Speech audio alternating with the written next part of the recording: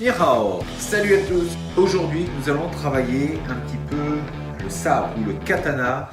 Donc le sabre, quelques manipulations à voir ensemble. Donc je sais que ça va pas être simple pour tout le monde puisque tout le monde n'a pas un katana. Je vous propose donc de prendre soit un bokken, soit un bâton. Ce sera exactement la même chose. Donc on va le faire pour commencer avec un sabre. Et ensuite, je vous montrerai avec un bokken et avec un bâton ce qu'on peut en faire. Donc faire les mêmes gestes pour pouvoir travailler un petit peu. Donc c'est d'acquérir quelques manipulations avec un sabre, de faire le juste mouvement. Alors il y en a sûrement qui diront oui, c'est pas tout à fait comme ça. Je vous dis, on va faire ensemble et puis ce sera déjà un premier pas. Allez chercher ce qu'il vous faut, votre matériel, et puis on commence ça tout de suite ensemble. C'est parti. Alors le sabre fait partie donc des moyennes distances au niveau des armes. On a les longues, il y a des grands katanas aussi, hein. Il y a des grandes formes, mais on va vraiment rester classique, le moyen. Le petit, le wakizashi, et le tout petit, en fait, c'est le couteau, le tanto. Mais en tout cas, on va travailler donc avec les formes sabres. Alors, on pourrait aussi travailler avec les sabres chinois, mais on va travailler le japonais, le sabre japonais, parce que il y a vraiment tout un rituel dans la façon de l'ouvrir. Première notion à bien constater, c'est que le sabre a une courbe. Donc cette courbe, la lame, est représentée donc sur le haut. Donc dans le haut de la courbe, et on va donc porter notre katana à la ceinture, on va toujours le porter avec la lame vers le haut. Pourquoi? En fait, pour ne pas abîmer la lame quand on va la sortir. Avec le temps, le fait de toujours avoir cette lame qui vient frotter sur le bois, en fait ça va abîmer la lame et puis aussi votre katana. Donc généralement, on porte la lame vers le haut. On va le mettre dans la ceinture, donc comme ceci. Et donc la garde va se retrouver devant nous, pas trop sur le côté ici, et si c'était le cas, généralement on va ramener à chaque fois cette forme là. Le pouce va venir sur la tsuba, donc la garde qui est ici. On va venir mettre le pouce dessus pour bloquer l'ouverture, pour tenir, avoir le contrôle de son katana. Donc si votre katana est légèrement sur le côté, on va d'abord dans un premier temps le ramener vers le centre tout en maintenant. Deuxième niveau, on va ensuite pousser sur la tsuba. En même temps qu'on fait ce geste de pousser la garde, on va venir avec la main effleurer donc ici le manche. Venir ici et on va venir saisir au niveau de la garde, de la tsuba. Donc on a poussé, on va commencer donc à sortir cette lame.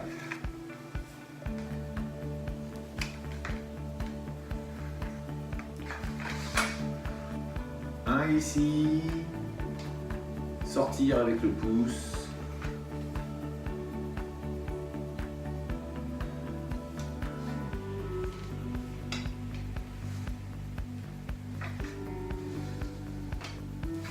Donc on revoit devant, venir saisir en poussant, donc dégager la lame de son fourreau.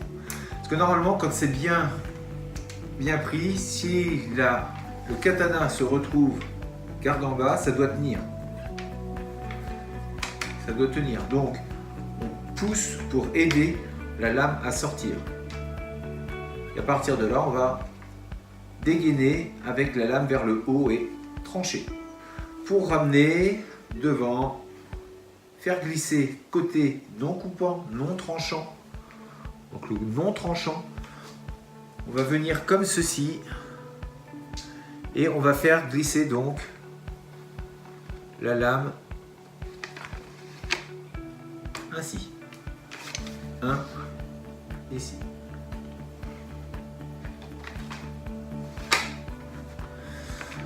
Donc on rentre la lame, vous voyez, dès qu'elle va rentrer hop, dans le fourreau, on range, même chose, lame vers le haut. Et on maintient. Donc ça donne un sortir, donc pousser avec le doigt, trancher, ici, monter. Donc tranchant vers vous, en haut. Un coup sec. vers le bas. Le fait d'enlever le sang. Le fait d'enlever le sang, on ramène donc le côté non tranchant vers notre main, le long du fourreau, un ici, et on range.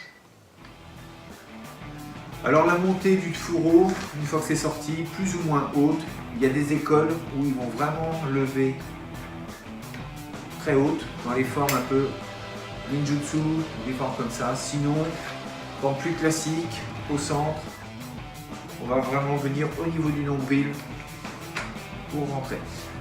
Un ici, 2, 3. Et faire glisser à chaque fois côté non tranchant. 1, 2, glisser. Pensez à bien glisser tranquillement dans le fourreau. Alors normalement, au début, c'est vrai que vous allez le faire en regardant, surtout si c'est une vraie arme. Hein. Quand on n'a pas l'habitude, quand c'est tranchant, on a tendance à regarder ce qui se passe. Bien sûr, par la suite, c'est de ressentir où se trouve l'ouverture. Généralement, ça va être une question de feeling, vous allez le sentir. C'est l'indication de la lame quand elle glisse. On va vraiment sentir la lame rentrer dans le creux. Enfin, ça, je vous laisse faire. C'est plus une notion de sensation et de ressenti.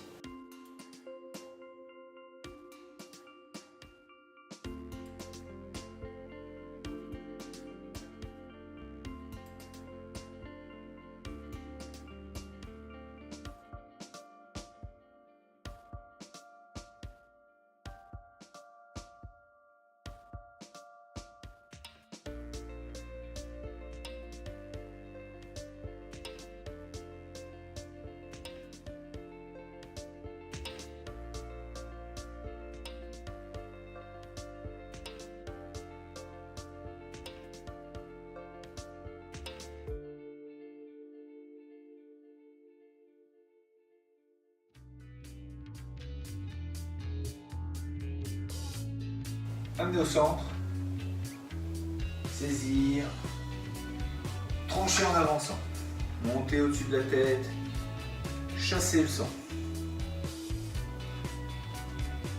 amener le fourreau au centre, amener la lame au fourreau, glisser, ramener dans le fourreau, ramener la jambe.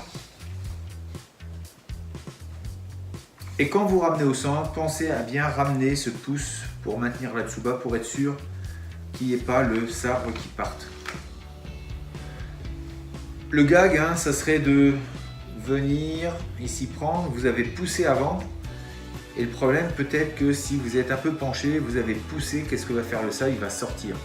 Donc vous allez venir avec la main au moment où le sabre sort, c'est pas terrible. Donc pensez à bien ramener la main, pousser en même temps que vous allez prendre,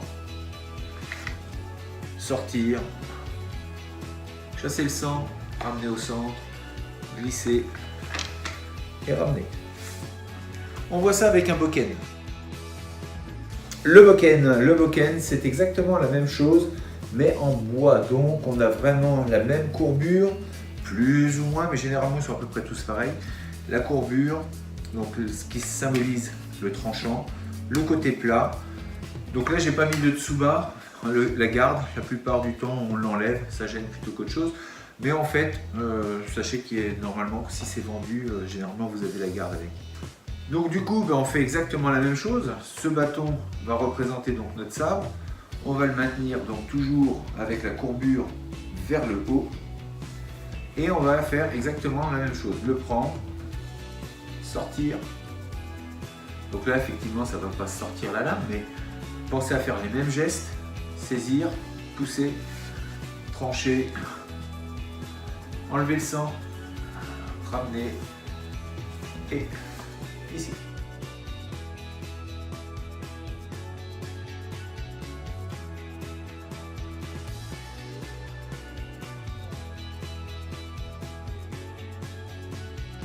Donc on fait fait vraiment ni plus ni moins la même chose avec ce bâton. Donc ce bâton en bois qui représente un sabre, donc le bokken, qu'avec un sabre. Donc par contre c'est vrai qu'on a moins d'appréhension, avec ce genre d'outil qu'avec un vrai sabre. Donc je préconise bien sûr, si vous avez la possibilité, de travailler d'abord avec une forme en bois, et puis après avec un sabre, ou en tout cas il y a des sabres aussi qui se vendent sans tranchant. C'est-à-dire que vous n'avez pas de tranchant. Les sabres de Yaido par exemple, pour la pratique du sabre, ne tranchent pas, donc c'est un bon outil pour apprendre à trancher. Je vous rappelle qu'un katana c'est une arme, que c'est interdit bien sûr de se promener avec. Ça d'ailleurs, si vous ne pratiquez pas, ça peut être considéré comme une arme. Sachez que c'est particulièrement dangereux, ce genre de choses, beaucoup plus qu'un bâton. Et pour la petite anecdote, sachez que par exemple un très grand sabreur qui s'appelait Miyamoto Musashi faisait aussi parfois des duels avec le bokken, et non pas avec le sabre, mais avec le bokken. Il est même arrivé qu'avec un bokken, il tua aussi des gens. Donc avec ceci, on peut tuer aussi. Donc c'est une arme, d'ailleurs comme beaucoup de choses, il n'y a pas besoin que ce soit tranchant ou en acier pour que ça puisse faire des dégâts. Donc faites attention, et puis même ne serait-ce que chez vous, ça peut vite casser quelque chose. Donc c'est une arme, faites attention, je dis ça surtout aux jeunes, ne vous amusez pas à frapper fort avec ce genre de choses, ça peut faire beaucoup de dégâts. Vers le haut, je viens saisir, je dégaine, ici je tranche, je monte au-dessus de la tête, je chasse le sang, ramener au centre et ranger. On voit maintenant la même chose avec un bâton. Donc je reviens et je prends mon bâton moyen, donc même là s'il est un petit peu long par rapport au bokken, on est bien d'accord, c'est un petit peu plus long. Mais ça peut faire l'affaire et on est sur des distances de grands sabres qui étaient pour couper les jarrets des chevaux. Lors des charges, on venait avec des grandes formes de katana tranchées, même les formes de bagua aussi, les grands sabres de bagua en Chine. Il y avait des lames qui étaient très longues. Mais tout le monde n'a pas les moyens de s'acheter un katana ou l'envie, et un bokken, pareil, vous n'avez peut-être pas forcément l'envie d'acheter un bokken. Donc vous avez sûrement un manche à balai chez vous, ça fera l'affaire, on va se mettre à travailler donc avec ça, et ça fait la même chose. On vient, on saisit, on garde les mêmes gestes, le pouce, gardez, même si là il ne pousse rien en l'occurrence, mais gardez un petit peu cette façon de faire que si vous poussez avec le pouce, et bien avancez un peu le sabre, en tout cas votre bâton, c'est ce qui symbolisera le fait de pousser la lame sur l'extérieur du fourreau. Prendre, trancher, descendre et ranger le bâton.